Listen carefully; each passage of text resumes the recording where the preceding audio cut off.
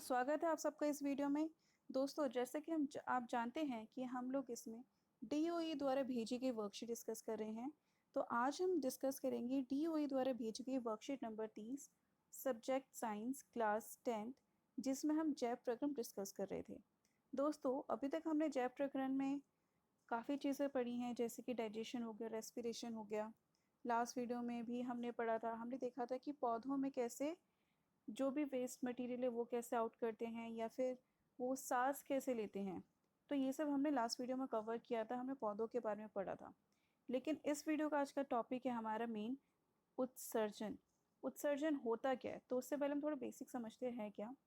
तो देखिए दोस्तों, जैसे कि हम लोग अपनी बॉडी डेली क्लीन करते हैं, नहाते हैं, और घर की सफाई भी डेली करते हैं। हमें चाहिए कि हमारा आसपास का एनवायरनमेंट भी साफ़ रहे, कहीं पे कूड़ा कचरा हो।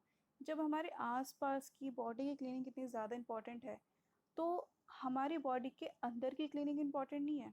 बिल्कुल है। तो हमारी बॉडी के अंदर की क्लीनिंग कौन करता है? किडनीज़। अब देखिए, हमारी बॉडी के अंदर सबसे जो मेन इम्पॉर्टेंट थिंग है वो है ब्लड, रुधिर। वो क्या करते हैं, अगर हमारे शरीर को ऑक्सीजन चाहिए तो उसको ट्रांसपोर्ट करने का काम कौन करेगा? ब्लड। अगर CO2 लेनी है, ऑक्सीजन ट्रांसफ़र करनी है, एंड उसके अलावा अगर खाना भी ट्रांसपोर्ट करना है, ATP ट्रांसपोर्ट होता है, सबका मेन कैरियर कौन है, कौन लेके जाता है? वो है रुधिर, ब्लड। तो उसी चीज़ की फिल्ट्रेशन ज़्यादा ज़रूरी है, उसी चीज़ की ज़्यादा सफाई ज़रूरी है। तो रुधिर को साफ करने का काम कौन करता है? वो है किडनी। तो जो किडनीज़ होती है दोस्तों, वो उत्सर्जन प्रक्रिया करती है, जिसमें कि हमारी बॉडी का जो मल है, जो वेस्ट थिंग्स हैं, उसको निकालने का काम करती है, उसको फ़िल्टर करती है, निकालने का काम करती है। तो दोस्तों, आज की वीडियो में हम यही सीखेंगे कि किडनीज़ का फ़ंक्शन क्या है, हमारी बॉडी का जो उत्सर्जन तंत्र है, हमारी बॉडी का जो उत्सर्जन तंत्र है वो कैसे कार्य करता है, वो इम्पॉर्टेंट क्यों है, एंड हमारी बॉडी में मूत्र कैसे बनता है। ठीक है, तो चलिए शुरू करते हैं ये सब। देखिए, किसी भी जीवित शरीर के अंदर बहुत सारी रासायनिक अभिक्रिया होती रहती है, सबको पता है, जिसके वजह से बहुत सारे वर्ज्य पदार्थ बनते हैं, मतलब बहुत सारे वेस्ट मटेरियल्स प्रोड्यूस होते हैं। तो उस जीवित शरीर में उन वेस्ट मटेरियल को निष्कासन करना, उनको निकालना बहुत आवश्यक हो जाता है। तो वो बॉडी से बाहर देखिए, अभी एक कोशिकीय और बहुकोशिकीय जीवों में उन चीज़ों को बॉडी से बाहर कैसे निकालेंगे, उन चीज़ों को कैसे निकालेंगे। देखिए, एक कोशिका जीव की क्या होती है, आपको पता है, जैसे कि अमीबा हो गया, तो उसकी ऐसी लेयर होती है, सतह होती है, तो वो अपनी सतह से कहते हैं जल को बाहर निकाल देता है। ठीक है, तो ये हो गया एक कोशिकीय जीव। लेकिन अगर बहुकोशिकीय है, तो आपको पता है बहुकोशिकीय है तो उसकी जो बॉडी होगी बहुत कॉम्प्लेक्स होगी। ठीक है, तो जिसकी वजह से अगर बॉडी कॉम्प्लेक्स है तो उसको निष्कासन में भी दिक्कत होगी। तो यहाँ पे एक सतह से नहीं होगा, वो क्या होगा, हमारे अंग होंगे। तो दोस्तों, बहुकोशिकीय जीव में अंगों द्वारा, अलग अलग अंग होते हैं, पूरा उत्सर्जन तंत्र होता है, जिसकी वजह से जो बॉडी का वेस्ट मटेरियल होता है उसको बाहर निकाला जाता है। तो देखते हैं क्या है। तो मानव में उत्सर्जन पढ़ेंगे। तो मानव में उत्सर्जन के लिए एक तंत्र होता है, जिसके अंदर मेन चीज़ वो क्या होता है कि नाइट्रोजन युक्त जो वेस्ट मटेरियल्स होते हैं उसको बॉडी से बाहर निकालना होता है। तो नाइट्रोजन युक्त वेस्ट मटेरियल कौन सा होता है? यूरिया या फिर यूरिक एसिड, यूरिक अम्ल।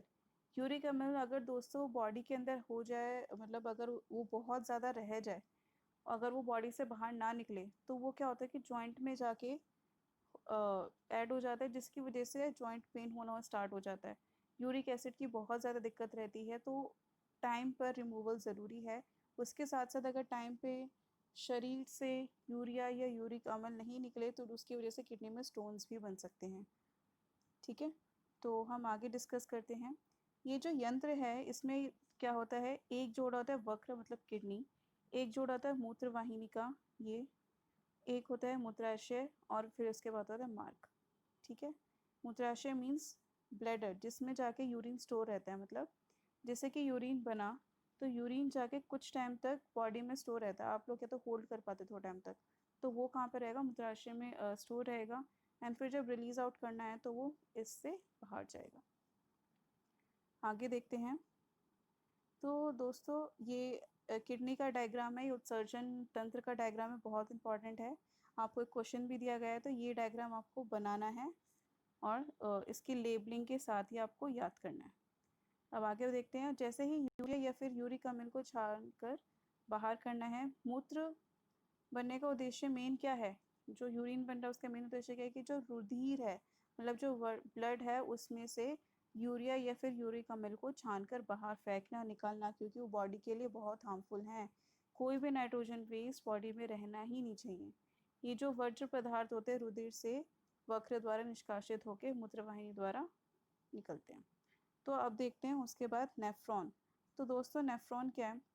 जैसे कि आप सबने सुना होगी एक लाइन की, जो कोशिका होती है वो रचनात्मक और कार्यात्मक इकाई है, सुनिए।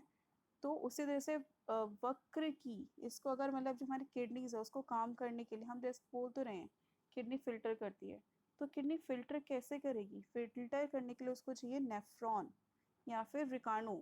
विकाणु क्या करता है? इसका स्ट्रक्चर ये है, बहुत कॉम्प्लेक्स स्ट्रक्चर है, और ये कई बार एग्जाम में इसका डायग्राम बनाने से रिलेटेड बहुत क्वेश्चंस आए हैं।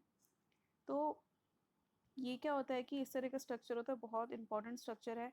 तो सारा जो किडनी में फेलियर, मतलब जो ब्लड को फिल्टर करेगा, रुधिर को फिल्टर करेगा, उसका वो काम कौन कर रहा है? ये, ठीक है। आप जानते हैं किडनी में कितने अप्रॉक्सीमेट 1.2 मिलियन के आसपास विषाणु पाए जाते हैं? क्योंकि इतने छोटे छोटे होते हैं, बहुत ऐसे ऐसे डॉट डॉट के, बहुत छोटे छोटे होते हैं। और ये किडनीज क्या होती हैं? किडनीज के अंदर ये बहुत सारे होते हैं, जिसकी वजह से ये ब्लड को फिल्टर करते हैं, बॉडी से बाहर फेंकते हैं, ठीक है। जो रुधिर कोशिकाएं द्वारा रुधिर अधिक दाब से एक नालिका में गमन करता है, मतलब देखिए, रुधिर कोशिकाएं द्वारा मतलब जो ब्लड वेसल्स है, जो ब्लड वेसल्स के थ्रू आपके यहाँ पे आएगा, यहाँ पे एक स्ट्रक्चर है इस तरह से, ठीक है। फिर इस तरह से ट्यूब जाएगी, तो यहाँ पे जो स्ट्रक्चर, यहाँ पे ग्लोमेरुलस और वोमेन्स कैप्सूल होता है, तो ये यहाँ पे जाएगा। फिर इसके बाद यहाँ से पूरा फिल्ट्रेशन का प्रोसेस स्टार्ट होता है। अब वो पूरा फिल्ट्रेशन का प्रोसेस क्या है, आइए देखते हैं।